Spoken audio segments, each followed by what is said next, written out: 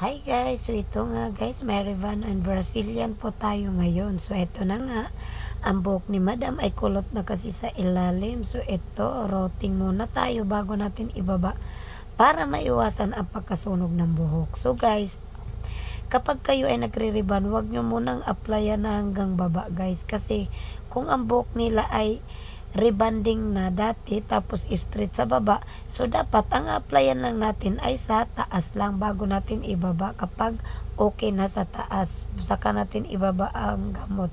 So ito na nga guys, applyan na natin ng Brazilian. So guys, kapag nagre-reban kayo, dapat maglalagay kayo ng Brazilian kasi lalo na kung ang buhok ay putol-putol na katulad sa buhok nito ni Madam. Ang kanyang buhok ay putol-putol na maraming damage.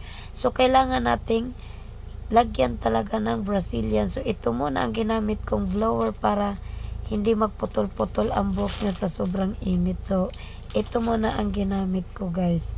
So ito na nga, pinaplansya ko na rin. So pagkatapos ko na naman itong plansyahin guys, i-blower ko naman siya para mas lalong maganda din ang kanyang buhok.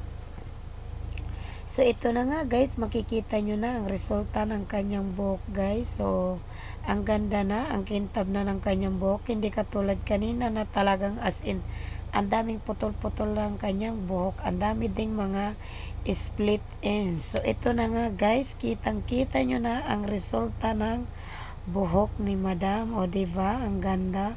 So ito na nga guys, ang kintab niya at saka ang mga split ends niya at saka mga dry nawawala na.